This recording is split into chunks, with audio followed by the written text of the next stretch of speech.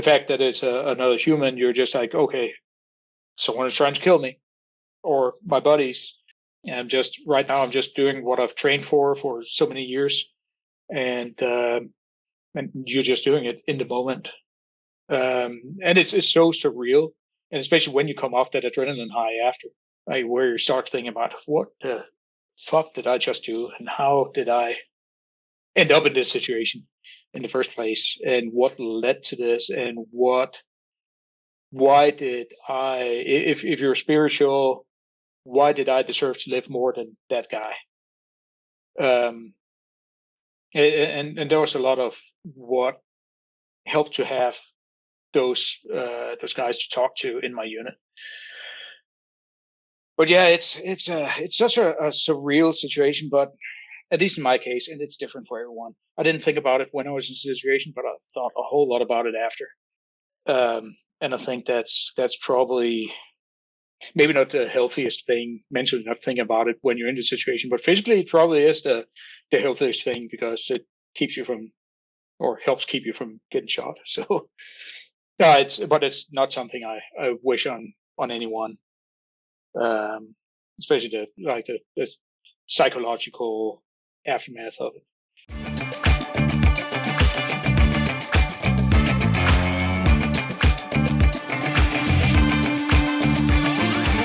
What is going on, everyone? Tis Miyanovich, and I welcome you to the main dojo, the place where we process the raw struggles of men in an unprecedented paradigm.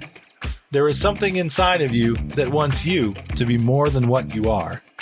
But there also may be something inside of you that wants you to go down.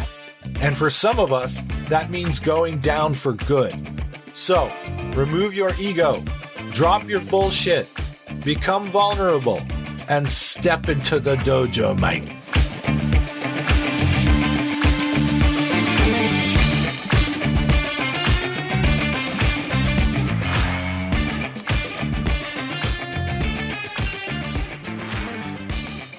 When you were deploying and you were in combat, were you able to take breaks? Like, were you able to, deploy somewhere easy after you deployed somewhere not so easy? Not really. Like, there were the Brits were doing it where they went to, actually, I think it was 2 weeks or a month. They went to Cyprus when they were moving out of Iraq, because they still had troops in Cyprus at the time, and that was their vacation, like decompress before you go home. That's also like British military culture is much different, and there are definitely some people that needed some decompression before they're just let loose in civilian society. Right. And you were deploying with the British. Brits. Yeah. We were in Iraq. We were the Danish battle group was under one UK division down in southern Iraq, Basra area. So this is a question I want to ask you. We can keep this very generalized if you want to, and because it gets into the sketchy zone. But one thing that most men don't have a clue about, and I don't have any clue about, is this thing that's been happening with us as a species for hundreds of thousands of years, which is very normal for humans, and that is one man killing another man. And it's like a black box for people and for men. It's something that's kept far away from most people's psyches. But you are in a position where that was part of your job, having to consider the use of force and taking life. So we can go keep as general as you want or as specific as you want. I don't want to drum anything up if we don't have to, but I definitely think it's important to talk about it. How are you prepared? First and foremost, how were you prepared by your training to deal with the fact that you were probably going to have to kill another man? I think I was better prepared than most, but again, you can't really prepare it. Also because I went to OCS, Officer Candidate School, before I even went to Iraq. I was an officer there, which also meant we had a lot of psychology classes that you wouldn't get if you were enlisted. That helped some. And then a lot of it too was just like years and years and years, like a decade of training. As kind of touched back on what I mentioned before, like when you get into combat and you don't know how you're going to react the first time. But the more training, the more repetition you have, the less I think you think about it and the less you feel in the moment. And that's where it really like matters with survival is, can you pull that trigger in the moment? And when you have just repetition after repetition after repetition, you don't really think about the fact that it's another human. You're just like, okay, someone is trying to kill me or my buddies. And right now I'm just doing what I've trained for so many years. And you're just doing it in the moment. And it's so surreal. And especially when you come off that adrenaline high after, like where you start thinking about what the fuck did I just do? And how did I end up in this situation in the first place? And what led to this? And why did if you're spiritual, why did I deserve to live more than that guy? And there was a lot of what helped to have those guys to talk to in my unit, because it was everything. There was one of the guys actually. He had 2 deployments before. He shot a 13-year-old on one of his deployments. We found out after it was a 13-year-old who had an airsoft gun, and there was used to be a big problem. Like, it's one thing to shit, even in the US, it's dangerous for kids to play with realistic looking guns, especially kids of color. But over there, it's like you come near a patrol of the occupying force, which is what we were, and you have something that looks like a gun, you're going to get lit up. Yeah. And they're going to ask questions after, or maybe not ask questions, but just light you up and keep going. Yeah, and this kid was 13, had a realistic looking airsoft gun, and my buddy, actually my second in command, he was a first sergeant at the time, or the equivalent. Yeah, he lit him up with the vehicle mounted machine gun, and he had like a lot to talk about. He was somewhat older than me, but I think it helped a lot that we could talk about it, and also that he wanted to open up about it. There was also the thing. It's not like in the movies when you're in a firefight. Like most times, it's close, but it's not that close. You don't really know if you're killing people. Yeah. All the time. You may just shoot at someone who's 50 or 100 yards away, and that person drops down and doesn't get back up, and like, hey, might be dead, might be wounded, might be like hiding. You don't know. But yeah, it's such a surreal situation. But at least in my case, and it's different for everyone. I didn't think about it when I was in the situation, but I thought a whole lot about it after.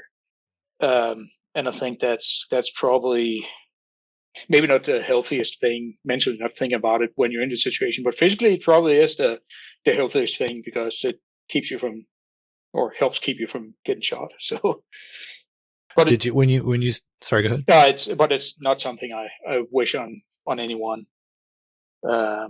especially the psychological aftermath of it. When you say like things like you would have the feeling, you would think about, why did I survive? Like survivor's guilt. Mm-hmm.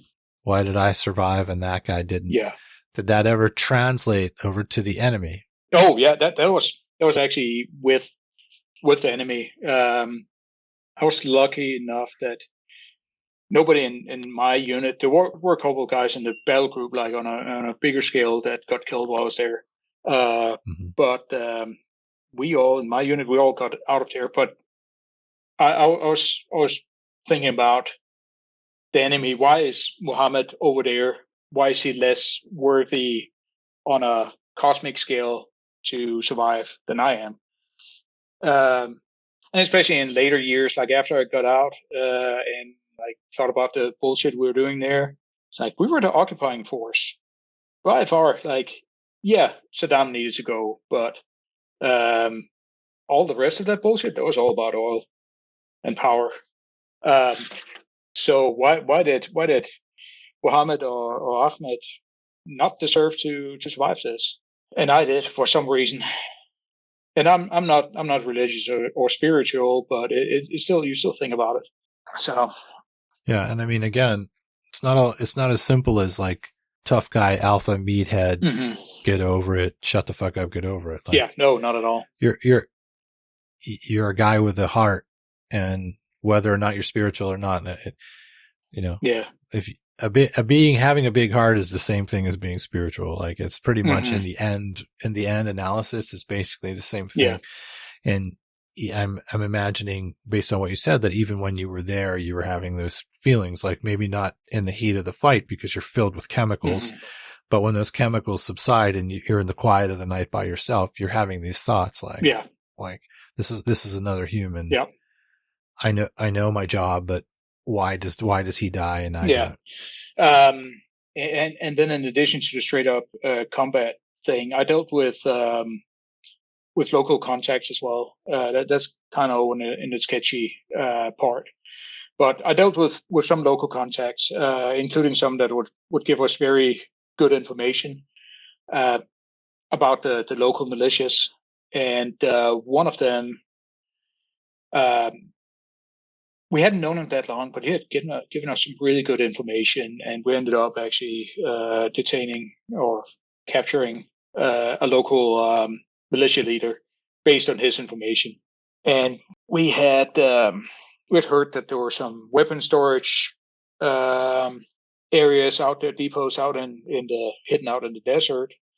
And he said, "Oh, I know approximately where they are." And okay, can you? So we gave him a disposable camera or cheap digital camera, well, not disposable, but like cheap non-traceable camera and a burner phone, and like, hey, can you go take some pictures and like so we can find this?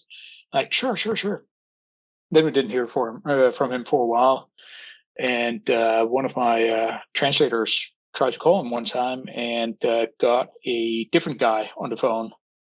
I said, so yeah, we know that so and so has been working for you guys, and we took care of him. Oh, dude. Yeah. So yeah, he was on basically an assignment, a task from me. He got caught. Sorry. That's all right. Take your time. Yeah. They ended up torturing him, and just cutting him into pieces, and then dropping him off in front of his house for his remains. It was, and that one, that's the one that has like bothered me the most over the years. I'm okay with it now, but I get emotional every time I think about it for obvious reasons. He's just a normal guy that wanted to help, and he hated that these militias were fucking up shit for everyone else that just wants to live their life. And yeah, he got tortured to death. It was, oh man, it was, that one was rough. Was that like closer to the point where you decided, okay, I'm done? I want to be done? It kind of was. Then there was a whole overlap with, what kind of gave me a setback was, then I got divorced. And I've mentioned that to you before. I signed my divorce paperwork when I was home on leave from Iraq. Yeah. And yeah, straight from the airport home, get my car, go to the lawyer's office, sign paperwork. And I've been in a different firefight 3 days before, and I was not in a healthy state of mind. I got really drunk that night, by myself, and then got like somewhat over it. But it was, we'd been separated for 2 years, but it was just that final sign the paperwork that was hard. And especially coming home and you don't even know which how to drive a car without trying to avoid IEDs. Right. Right. So yeah, that was really, really harsh. And I went back, was there for a few more months, and then came home, and immediately, well, not immediately, but within a few months, I signed up for another deployment to Afghanistan, and it was like a long range patrol and intelligence unit up in northern Afghanistan, up in the mountains, and like a month or two before I was supposed to go there, I get a call from my personnel officer and say, "Hey, unfortunately, your unit they're supposed to be there. They're not going anyway. It's getting canceled." There was a political thing that the Danish military didn't want to keep having that unit up there. I was like, okay, is there any positions with the main force down in further south? And like, no, but have you ever been to Africa? No, but do tell. And then I spent the better part of a year in Sudan, of all places. That was completely different. That was for the UN as a military observer, and it wasn't a combat role as such. It was as an observer and advisor. But it was just completely different. It was out on the savannah in the middle of nowhere, like the nearest paved road or strip of pavement was an hour and a half by helicopter away, and there was a landing strip. It was different, and there were so many tropical diseases out there too, and they had a couple of genocides recently, and not too long after I left there, they had another genocide in that particular sector of Sudan. Did you stay in like a tent or something when you were there? It was a container, like a prefab, 20-foot container. But I had a whole 20-foot container to myself. So, and it had AC most of the time. And that was like was that your last deployment before you were done? Yeah, I got out and I was just like, I can't keep doing this. I somehow survived this. I actually got into a firefight down there, even though it's not a combat role. We got out of it. Nobody got hit, but it was a whole ass complaint thing to the UN headquarters because you're not supposed to be in a firefight, and we didn't start it. So here's a question that popped up. So you and I have a lot in common. And one of those things is we're on the internet a lot, pretty much, pretty decent amount. Yeah. And we're yucking it up and cracking jokes. Like it's the majority of what's going on is some sort of humorous comedic operation. Yeah. Is what's happening. That's what I think the internet is the best for. Oh, yeah. But we're also in a position where we're centered around guns. And so, there's a lot of easy and loose and casual talk about shooting people and killing people that can like come up. Yeah. And it's all well and good. I guess I'd rather people be shit talking about it on the internet than actually being pent up about it out in the real world. And then who knows what somebody's going to fucking do with it. Yeah. Right. But I always wonder, like, when you're somebody who's been in combat, because this is my experience with my friends who have been in combat or been a police officer and they've taken lives before. What I've found with people who've taken lives before is they don't have carefree attitudes about killing. They actually are the opposite. Yeah. They're more like, that's the last thing I'm going to talk about.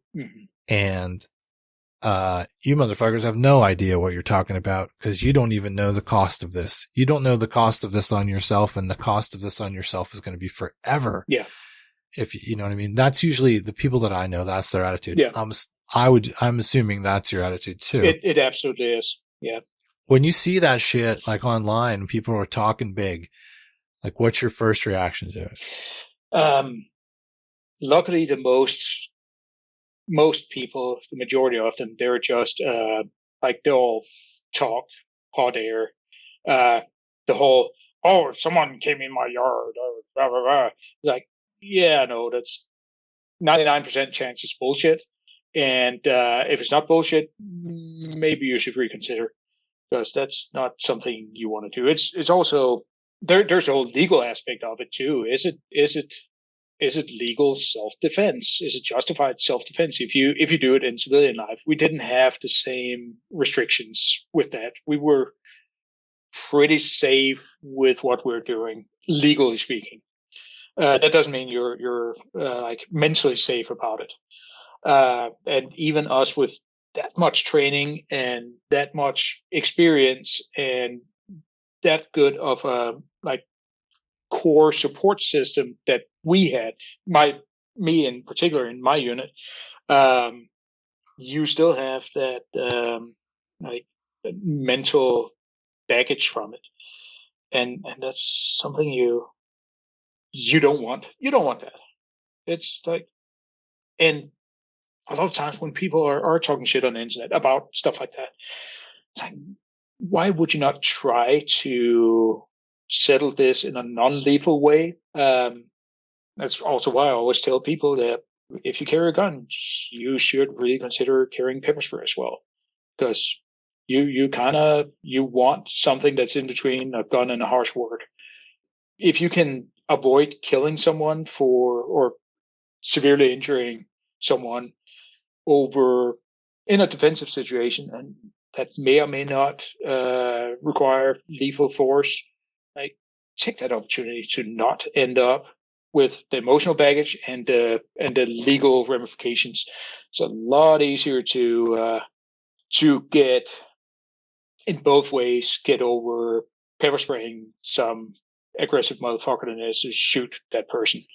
Like, even if you're justified, you will still. There are people that are much better experts in that, like John Correa, for example, that know the like ramifications of legal ramifications of shooting someone. But like, why would you put yourself in that situation mentally and legally and financially and something life changing if you can avoid doing it? A lot of times you can talk your way out of things or just leave instead of being macho about it. That's another thing. That's a whole macho bullshit. Like, sometimes you just have to be a man about it and just fucking leave. Like, have the confidence, just say, "Hey man, either my bad or I don't want any of this shit," and just fucking leave if you can, instead of escalating it. And I say this to people when in conversation, just from observation of people that I've known, that it seems like even if you kill another human and you're justified, there's a part of you that goes away forever and you don't really ever get it back. There's no way to get that back, even if you're on the right side of it.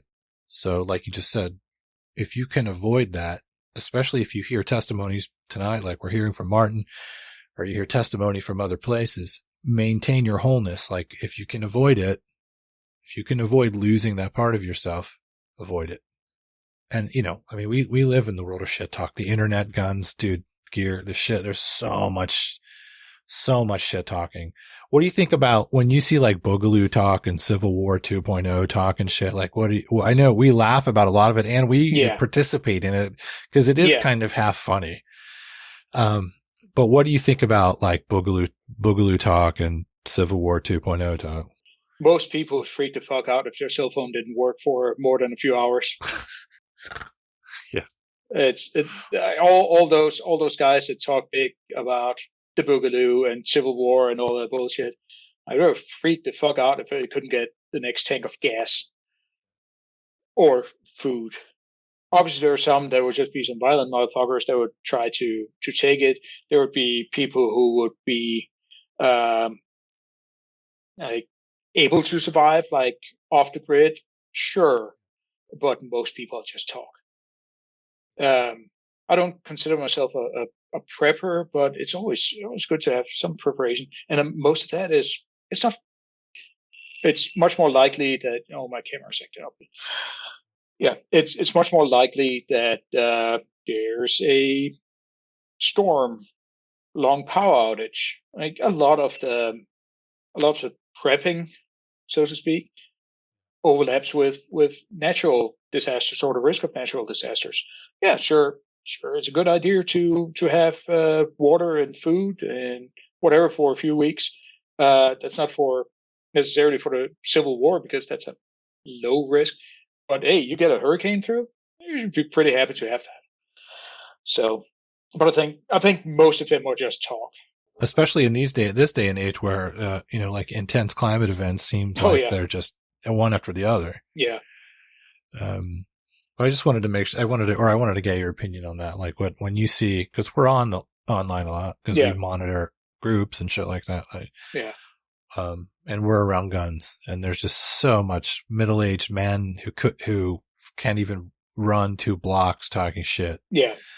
So, unfortunately, there are some people that are deadly serious about wanting a civil war, and that might have trained for it and might be in shape for it. But it's luckily a small minority. So I specifically appreciate you talking to me and talking to the listeners today about maybe the most serious topic that we've covered in the main dojo, which I think is really, really important to talk about. We don't talk about it enough, and that is men taking lives. Like that is a thing that happens.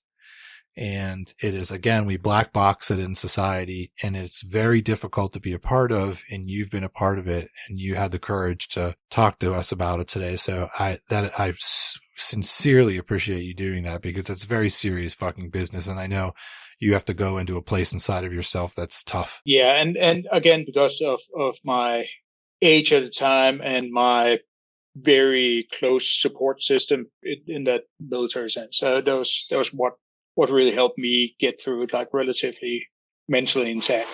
And there, I know so many people who've ended up in substance abuse or suicide, because of those things. And sometimes it's not even just the things they've done, but just things they've seen, experienced. And actually, to go back to that, some of the units that we had that had the most, like, people just being sent home prematurely because they completely broke. There were people that never got out of camp, because we're relatively close to Basra, the main city down south, and we got a lot of indirect fire, mostly rockets, some mortars too, but mostly rockets.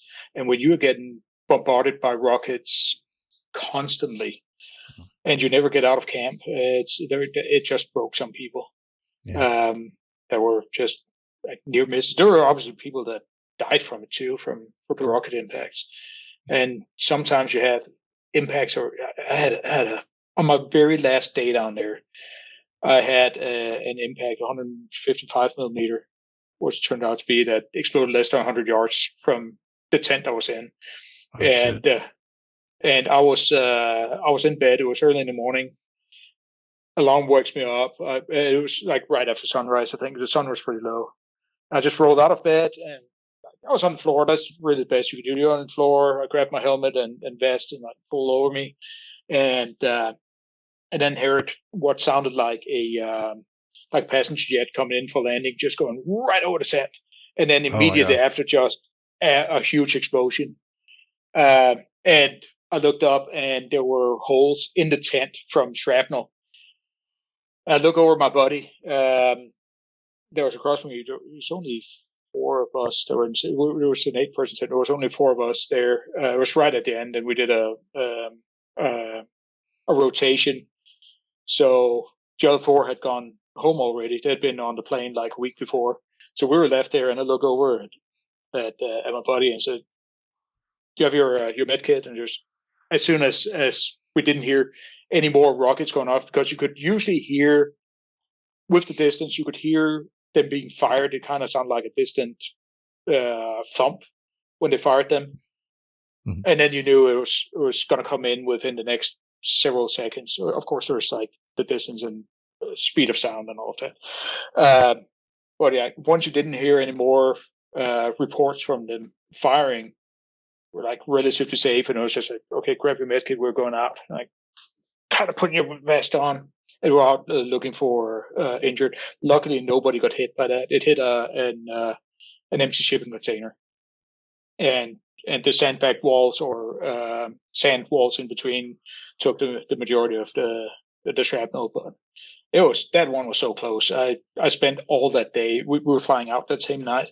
I spent most of the day just sitting in one of the bunkers, being like, "Fuck, I'm this close." Like you get that, you get that last minute, kind of like Murphy's Law adjacent, where like I've survived all of this bullshit, and then I'm gonna be taken out by a fucking rocket in camp on the last day. And I fuck no, I just like I'm gonna grab a book and I'm gonna sit in a fucking bunker all fucking day. Well, I'm glad you did. Yeah. And even though another one never came, I'm glad you did. Oh, more came. Oh, they did? We had, good call, yeah, Martin. we ended up having 10 individual attacks that day with multiple rockets every time. They weren't very accurate, but then again, it was a big target. It was a whole multinational force base, so they could see the tower, and it was on actually it was Basra International Airport, so they could see the tower, and they knew from the direction that the base was just a bit to the left, so they just shot in that general direction. Like nothing guided. It was just unguided rockets. Just put them at an angle and fire. And then let Allah guide them to the. So, but then again, in their minds, they weren't the bad guys, and in retrospect, maybe they weren't really the bad guys. They were just trying to like defend their country or their people. Right. So I have no ill will against them now. What the biggest brain fuck actually with that, and I know I'm going off on tangents now toward it. No, it's fine. Go for it. So the main militia we were fighting down there was the Mehdi army, the Jaish al-Mehdi. There are some others, but that was the main one. And then I saw, was that like 10 years later? I found out they were the same motherfuckers, the people that survived were the ones that were fighting against ISIS. No way. Or ISIL or whatever, Islamic State. They were, because again, they were defending their country against invaders that wanted to take over the country. So, and that goes back to that whole, speaking of memes and fun, it's like, Hans, are we so baddies? Yes, right. In retrospect, we probably were the baddies. So it's a lot of gray area. It's real easy, man, for people to not live basic domestic lives to make everything black and white. But the fog of war is real.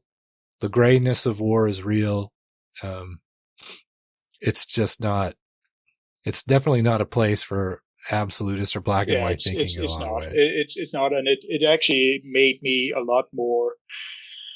Like those experiences moved me further to the left on the political spectrum, left and down, like left libertarian. I would say that there was a lot of it was seeing how people lived and how people were treated, and then seeing or like realizing over time, also because I had access to like vast amounts of local and regional intelligence.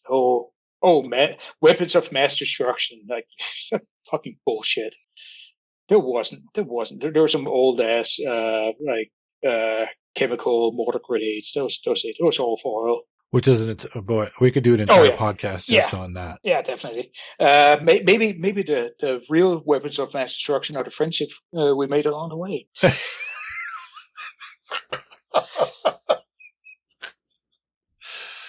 Maybe the fucking real weapons of mass destruction are these fucking twinks online taking shirtless pictures of themselves when they're 50 years old, just trying to show off their fucking 5K times. That look like a grandma ran the fucking 5K. You know what? I'd rather take them than the alpha influencers. Like fuck those guys. Sure. Fuck him. Yeah. Well, that's the reason. That's why we have the Mang Dojo, because this is like the anti. Like a lot of these male podcasts that are out there, like I call them the jujitsu bros. Yeah, like, exactly. They all have the same flavor and the same mentality. And yes, some of them are trying to be more broad with their logic and their approach, and that's cool. But but in reality, they're just a fucking sentient deflection shirt. Including being as outdated as affliction shirts. Like, what the fuck?